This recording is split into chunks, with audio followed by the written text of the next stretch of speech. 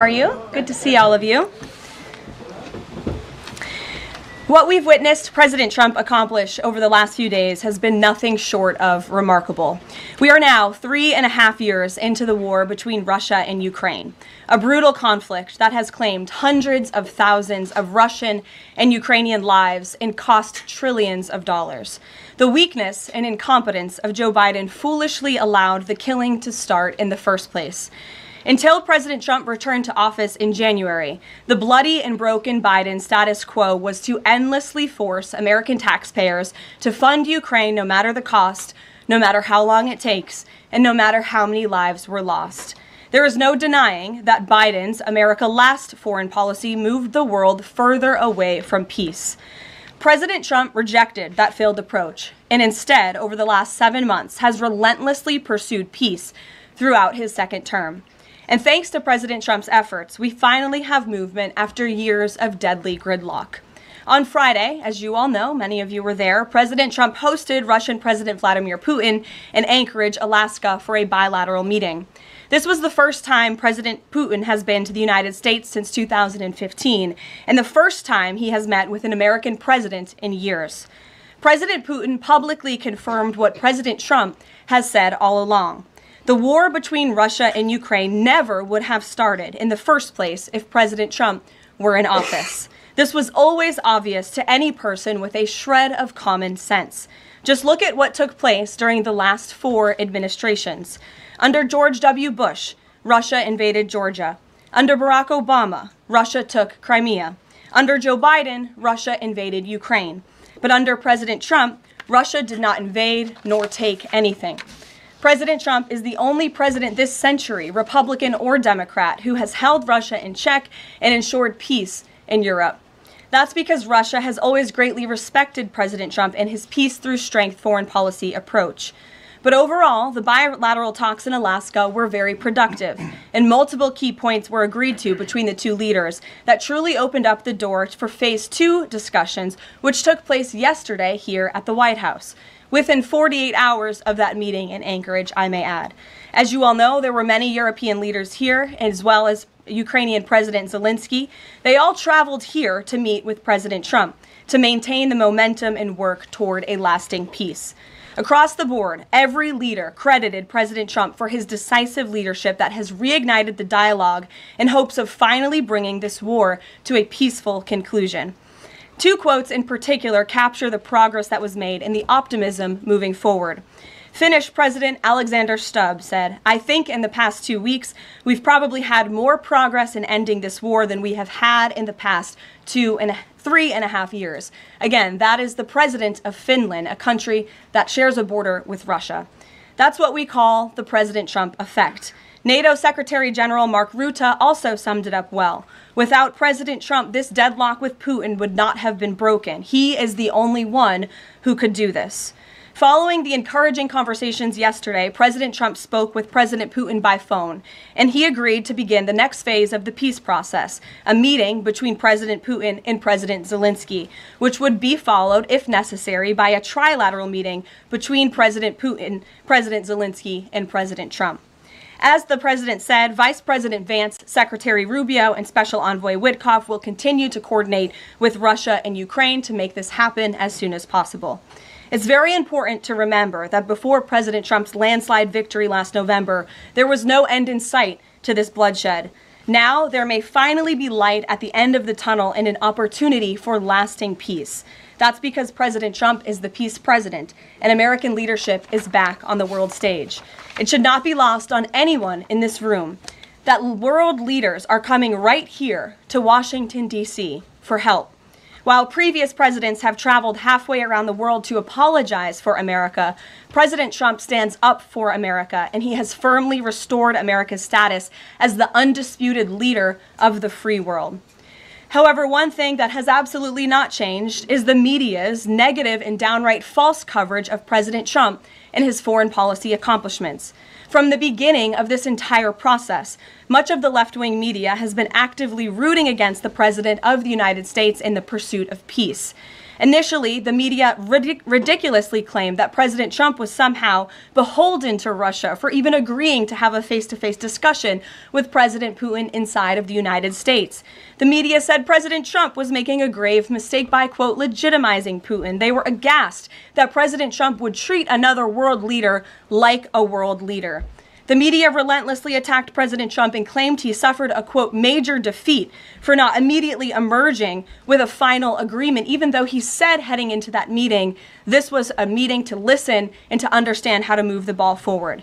All weekend following those historic U.S.-Russia bilateral talks, we listened to clueless pundits on television trying but failing to claim that the president had failed. The so-called experts in the foreign policy establishment, whose record is nothing but endless wars, trillions of wasted taxpayer dollars, and dead Americans, have the nerve to try and lecture President Trump, who has solved 7 global conflicts in 7 months, about peace. This is the same president, by the way, who brokered the Abraham Accords in his first term, on top of more than half a dozen other peace deals this year alone, as I just said. We also saw yesterday the president of Ukraine and all of the other major leaders of Europe fly across the Atlantic Ocean to meet President Trump at the White House because of the progress that was made, and that, if you ask the media, failed meeting, but it was not. It was highly productive and it was successful. This is why Americans' trust in the mass media is at a lowest point in more than 5 decades. Diplomacy is a delicate process, and instead of reporting the facts about what is happening here at this White House and what is happening between this president and other leaders around the world, many outlets in this room continue to try to actively undermine the president and sabotage the efforts towards peace. That is why I felt the need to set the record straight. In other news, on the home front, President Trump's efforts to make D.C. safe again are working. There have been a total of 465 arrests since the start of this operation on Thursday, August 7th. Last night, there were a total of 52 arrests, including the arrest of an illegal alien MS-13 gang member with convictions for DWI and drug possession. Thanks to President Trump's leadership and the outstanding work of both federal and local law enforcement, dangerous gang members like the one picked up last night will not be allowed on the streets of our nation's capital. Other arrests last night included assault with a deadly weapon for stabbing, parole violation for robbery, murder, outstanding warrant for attempted murder, assault on federal law enforcement officer, and felony assault. 4 more homeless encampments were also removed during yesterday's reporting period. To date, a total of 48 homeless encampments have been cleared in Washington, D.C. by multi-agency teams. MPD patrol units are actively working with city officials to locate and clear additional encampments and remove homeless residents off of Washington's streets. And despite fake narratives from the media, again, a significant number of the arrests have been in high-crime areas of D.C. In fact, nearly half of all of the non-illegal alien-related arrests have occurred in wards 7 and 8, the 2 wards that have the highest number of violent crime, as well as homicides and assaults with dangerous weapons last year. So while Democrats continue to coddle violent criminals, President Trump and this administration are focused on putting them behind bars and unapologetically standing up for the safety of law-abiding American citizens, and the White House will continue to provide all of you with the results of this operation in the days ahead. So with that, I will take your questions today. Here in our new media seat today, we have Jack Posobiec, who joined us in Anchorage, Alaska last week. Jack, thanks for being here. Why don't you kick us off? Caroline, thanks so much. So a couple of questions regarding the status of these peace talks. Obviously, we saw the President and President Putin there in Anchorage. We saw the world leaders here yesterday with this summit. We've heard phrases like coalition of the willing. We've also heard Article 5-like guarantees. When it comes to the security guarantees, what is the current status of that? I know the President earlier today mentioned boots on the ground would be UK, France, Germany possibly, but unequivocally said no U.S. troops on the ground, but U.S. coordination. Can you elaborate on that, and what would the red lines be? Sure. Well, you got to the heart of what I was going to say to all of you today on security guarantees, which is the President has definitively stated U.S. boots will not be on the ground in Ukraine, but we can certainly help in the coordination and perhaps provide other means of security guarantees to our European allies. The President understands security guarantees are crucially important to ensure a lasting peace, and he has directed his national security team to coordinate with our friends in Europe and also to continue to cooperate and discuss these matters with Ukraine and Russia as well. Caroline, now have the Russians responded at all? I know we spoke with President Putin last night. What has been their response? Because we've heard some reports from the Kremlin and others saying they're unequivocally against NATO troops on the ground. Well, look, the president continues to have these conversations with both leaders. Those conversations took place in Anchorage, Alaska, again yesterday with the Europeans and President Zelensky, and he has directed his team to come up with a framework for these security guarantees that can be acceptable to help ensure a lasting peace and end this war. And then just last question real quick on this. Regarding some of the funding, we're hearing questions about another round of weapons sales or possibly a round of U.S. purchases of Ukrainian drones. Will that money be funded by the U.S. taxpayers? Are we finally going to see an end to the U.S. taxpayer-funded, seemingly endless mandate for these foreign wars? Well, the president is very sensitive to the needs of the American taxpayer, and immediately upon entering office back in January, he made it very clear that we're not going to continue writing blank checks to fund a war very far away, which is why he came up with the very creative solution to have NATO purchase American weaponry because it is the best in the world, and then to backfill the needs of the Ukrainian army and the Ukrainian people and their military. So that's the solution the president has came up with. We'll continue to see that forward. As for any additional sales, I'll have to defer you to the Department of Defense. Thanks so much. Thanks, Jack. Kelly. What has President Trump learned that tells him that Vladimir Putin would be willing to make a deal for him, for President Trump? Well, the president has learned a lot, which is part of the reason he opened up this dialogue. The previous administration, who oversaw the beginning of this war, refused to talk. And President Trump has always said, in order to learn, in order to move the ball forward with diplomacy and towards peace, you have to have open dialogue. And so that's why the president has had several conversations by phone and, of course, an in-person meeting last Friday with President Putin. He also has talked to President Zelensky dozens of times, had him here at the White House yesterday, and he's understanding what both sides want, what both sides are going to have to give up. And he has always said, in order to get a good deal, both sides are going to have to walk away a little bit unhappy. So he continues to learn a lot throughout these conversations, which is why we've seen progress from both sides. And I would also just add, when it comes to learning and moving the ball forward, look at how both Russia and Ukraine have actually talked directly for the first time in many years, thanks to the efforts of this president and this administration. Specifically for President Trump, though, what do you think Putin's motivation is to try to do something for President Trump, as opposed to just resolving the conflict? I think, as I just spoke to in my opening remarks, Kelly, Russia and all countries around this world actually respect the United States again, and the president is using the might of American strength to demand that respect from our allies, our friends, our adversaries all around the world. And we've seen that not just lead to progress with Russia and Ukraine, but also we've seen it in the closing of 7 global conflicts around the world as well. We've seen it with the release of hostages in Gaza. You've seen it with the end of the conflict between India and Pakistan, which could have resulted in a nuclear war if we had not had a president who believed in the strength and the leverage that comes with the job of being the president of the United States of America. Rachel. Thanks, Caroline. Heading into Alaska, a lot of the focus in the talk was on this trilateral meeting between these 3 leaders. Can you explain how this went from a trilateral meeting involving President Trump to now the focus being on this bilateral meeting without the president first? Well, look, the president has spoken to both leaders about this, and both leaders have expressed a willingness to sit down with each other. And so our national security team will help both countries do that. Ultimately, the president has always said that there are areas of disagreement in this war that will have to be discussed and decided upon by these 2 countries. And so he wants these 2 countries to engage in direct diplomacy. He's said that from the very beginning, which is why he's agreeable to the idea of having President Zelensky and President Putin get together. And I understand accommodations for that meeting are underway. As soon as we hear more details, we'll be sure to let all of you know. And just a quick follow-up. We know as of right now there is no ceasefire in place. We've seen Russia continue its attacks on Ukraine. What indications is the president getting from Putin that he wants to have this meeting with Zelensky soon?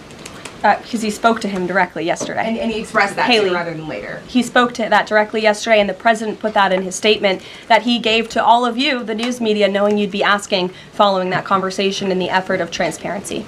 Haley. Hey, thanks, Caroline. You made clear no U.S. boots on the ground. Is the president considering U.S. boots in the air as a form of a security guarantee? Look, that was something the president mentioned on his interview this morning. It is an option and a possibility. I won't certainly rule out anything as far as military options that the president has at his disposal. I'll let him do that. I can tell you he's definitively ruled out boots on the ground.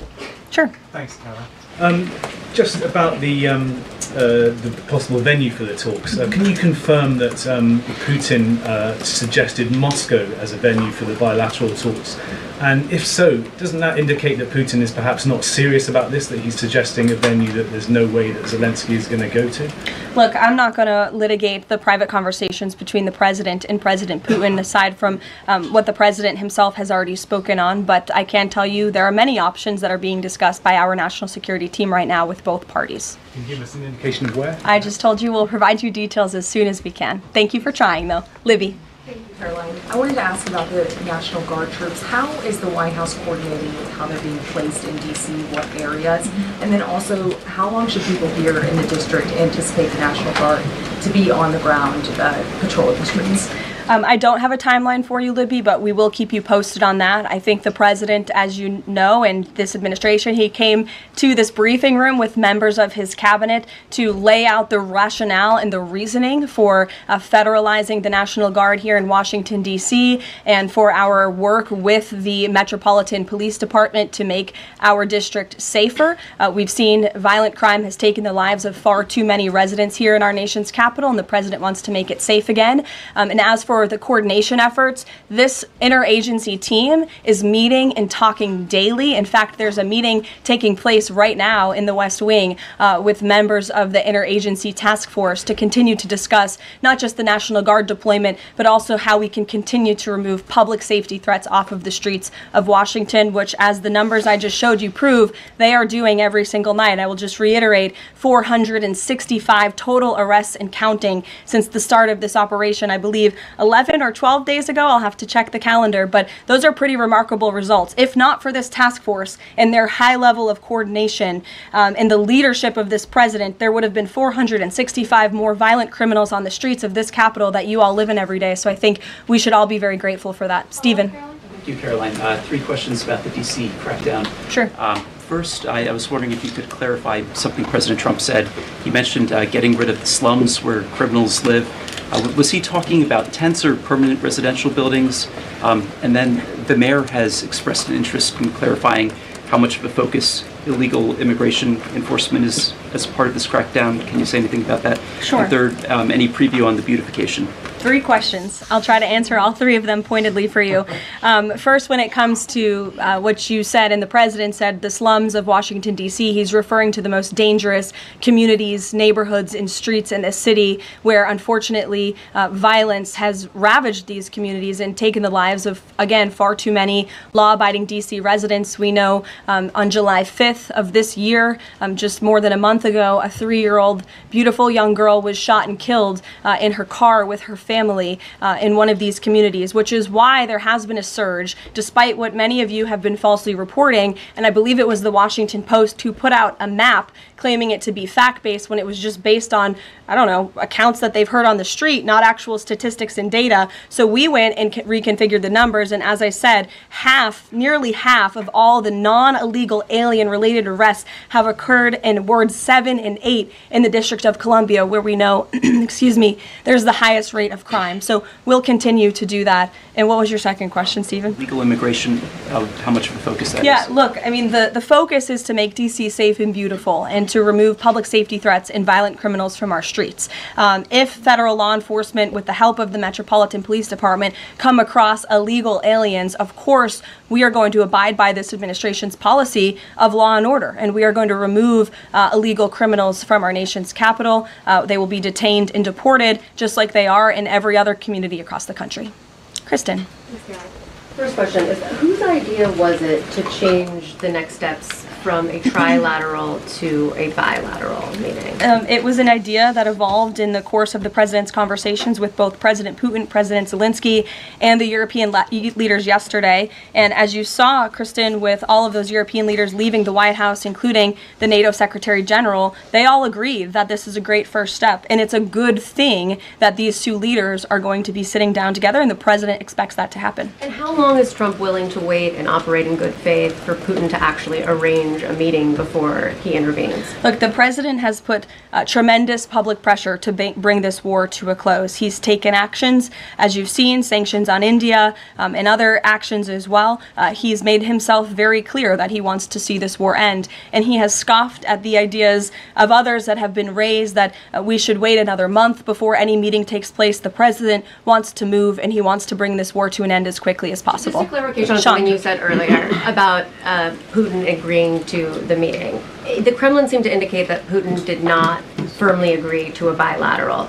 Did he agree to have a sit-down with just Zelensky on the phone? I can assure you that the United States government and the Trump administration is working with both Russia and Ukraine to make that bilateral happen as we speak. Sean. Hey, if the point is to get everybody on the same page, why wouldn't Trump just take the call from Putin while the other leaders were in the room? He said it would be disrespectful to do that, but why is it disrespectful?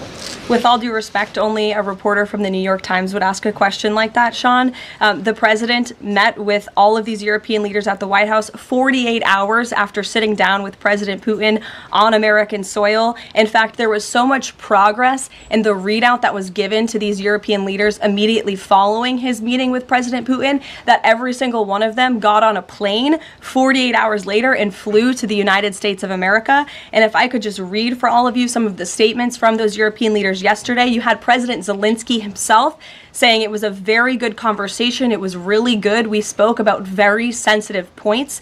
The Secretary General, Mark Rutte, it was the president, only because of the president, that this deadlock was broken, but with President Putin by starting a dialogue. So these leaders, who this war is in their backyard, are very grateful that the president took that call and that he was there to provide them with a readout of Russia's thinking on this, something that was not done by the previous administration at all. Catherine. Thank you. Is the White House looking at Budapest as a possible location? I'm not going to confirm or deny locations. We'll provide you with details as soon as we can. Just following up on Kristen's question, I understand that the White House is working and allies are working to make this meeting happen, but did Putin promise to do a meeting with Zelensky, a direct meeting, in the coming weeks? He has, and I just answered that question for you. Franco. Thanks. I just want to clarify. So you are saying that President Trump is considering U.S. pilots and U.S. aircraft potentially supporting European or Ukrainian forces? The president spoke to that himself this morning when he called into Fox and Friends, and I would defer you to his answer. You can read it directly yourself. In addition, can I ask, no boots on the ground, Steve Witkoff's talking about Article 5-like security guarantees. Can you talk about what other Article 5-like security guarantees that are being considered if it's not boots on the ground? These are very sensitive diplomatic discussions that are currently taking place literally as we speak. So I will leave it to the national security team, and I'll leave it to the president to have those private discussions with these leaders as we try to bring this war to an end. And can I ask one Mary more? Margaret, go ahead. Thanks, Caroline. Two questions, if that's okay. So on these meetings, I know you said that the trilateral will take place if necessary. Do you think that we might not need the trilateral and that Zelensky and Putin might come to this conclusion on their own? And then as a follow-up, I know the president said on Fox News this morning that he's partially seeking peace in order to get to heaven. Was he joking, or is there spiritual motivation behind his peace deals here? I think the president was serious. I think the president wants to get to heaven, as I hope we all do in this room as well. Annie. Thanks, Caroline. I'm just shifting gears to the Department of Justice for a minute. Can you walk us through why another deputy FBI director was named? Does Trump have any displeasure with how the FBI has been being run to date? And then I have a question about the antitrust division. No, Andrew Bailey is extremely qualified. As you know, he's been serving with honor as the Attorney General of Missouri, and he's been brought on as another set of very credible and experienced hands to work alongside the current Deputy Director, Dan Bongino, under the leadership of the Director, Kash Patel, and the Attorney General, Pam Bondi. And the FBI has been doing a tremendous job. We've seen their agents out on the streets as part of this interagency task force here in Washington. But the crime that they've been stopping here in Washington, they've been doing this for 7 months all across the country. In fact, there's been 19,000 arrests by the FBI nationwide. That's more than double last year in the same time period. Of those, 1,600 arrests were for violent crimes against children. 4,000 child victims have been rescued by this FBI under this current leadership. 1,000 arrests from investigations of foreign terrorist organizations. There's been 1,500 kilos of fentanyl seized. 6,300 kilos of meth have been seized, and 3 of the top 10 most wanted have been arrested so far. Not a single one of the individuals on the top 10 most wanted list were arrested under the previous administration. We've arrested 3 in 7 months. So when you're actually working and enforcing law and order, you need all hands on deck. And so we look forward to welcoming Andrew Bailey to this new post. Jackie. I have a quick question about Roger Alfred, who's a former DOJ official. He gave a speech in Aspen yesterday where he said that senior DOJ aides are cutting deals with favored lobbyists. I'm wondering if the president has any concerns at all with the way the antitrust division is working. I have no idea who that individual is. I don't know why he made those comments. I don't know what basis he's making those comments on. My instinct tells me it's not true, but we will definitely look into them and I'll get you a response. Thank you, Caroline. Jackie. Thanks, Caroline. Since the president often says that this war would not have started if he were in office, and True. And Putin confirmed that. It's true. Do you accept that as true? The European leaders do. Well, and President Putin himself said that, by the way. He did say that. The question I have, though, is what is the president going to do to ensure that these security guarantees last beyond him into the time when he is no longer president? And does that have to involve Congress at all? Well, he understands the need for that, which he spoke to yesterday. And what's he going to do? It's why he's engaging in so many talks and so many conversations with both sides of this war with our European allies. It's why on the way home from Anchorage, Alaska, very late at night, when I know many of you on the press plane were sleeping and many staff were sleeping, the president himself was still awake at 2 o'clock in the morning talking to European leaders and NATO about how we can ensure a lasting peace and bring this conflict to an end. He has expended an incredible amount of time, energy, and effort into bringing this war to an end, and he remains determined to do that. Also, can I ask you about the Thank you, Caroline. DC crime? Sure, Jake, and then to your right. All right. Thank you, Caroline. Which of the half-dozen peace deals that the president's pulled off would you say he's the most proud of? And then I have another question. That's a good question, Jake. I'll leave that to the president to answer. I think he's proud of all of the peace deals that he's been able to achieve. You saw the president of Armenia and the head of Azerbaijan both at the White House just a couple of weeks ago. The president, I know, very much enjoyed spending time with them and helping to bring that conflict to an end. He very much enjoyed his time with leaders of Rwanda and the Democratic Republic of the Congo in the Oval Office, talking to them about bringing that decades-long war to an end. India and Pakistan. He used trade in a very powerful way as leverage to bring that conflict to an end. So I know he's very proud of all of these achievements, and I know he's very honored to serve as the President of the United States and to restore peace around this world. Go ahead. So you mentioned Armenia and Azerbaijan. That's a conflict that, I spent time in the Southern Caucasus covering that. And, a conflict of over 30 years, and he resolved it in just a couple of months. Mm-hmm. Are there other conflicts that the president's working on right now that are off the radar screen that we should be tracking? In fact, there are many. The State Department is always working around the clock under the leadership of Secretary Rubio and keeping the president apprised of conflicts that are bubbling up all over the world. But of course, as you all know, as we've talked a lot about in this briefing, he's spending a lot of time right now on ending this war in Russia-Ukraine, and of course the conflict in Israel and Gaza, which he wants to see come to a close as well.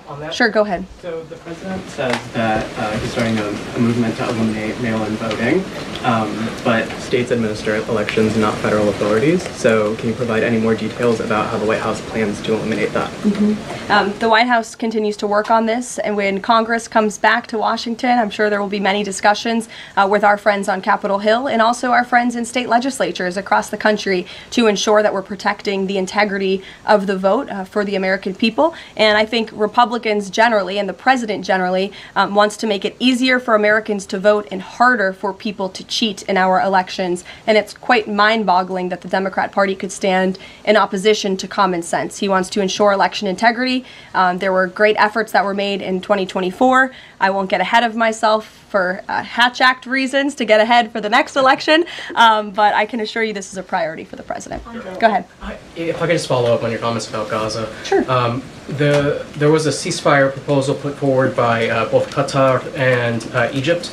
Hamas accepted it on Monday. Israel has yet to officially weigh in. I'm wondering if the U.S. was at all involved in it, if it's supportive of it, and whether or not the president believes Israel should accept it.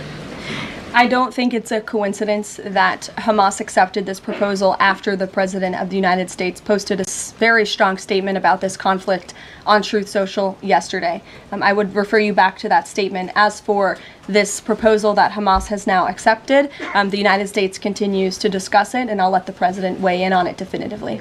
You're welcome.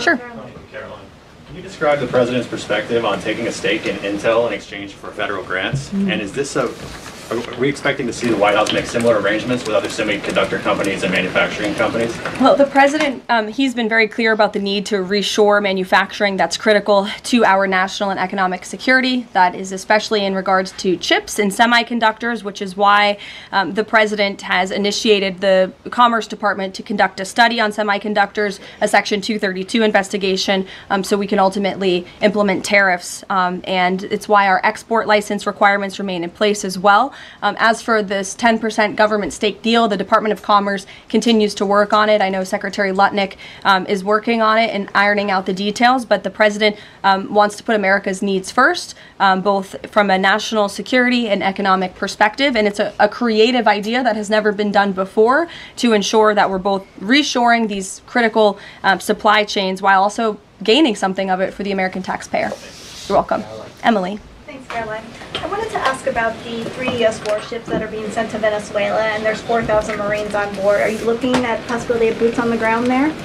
What I will say with respect to Venezuela, President Trump has been very clear and consistent. He's prepared to use every element of American power to stop drugs from flooding into our country and to bring those responsible to justice. The Maduro regime is not the legitimate government of Venezuela. It is a narco-terror cartel. In Maduro, it is the view of this administration, is not a legitimate president. He is a fugitive head of this cartel who has been indicted in the United States for trafficking drugs into the country. And with that, I will leave you all, and we will see you later, if not tomorrow, and I look forward to taking more of your questions. Thank you. Thanks, Caroline. Thank you.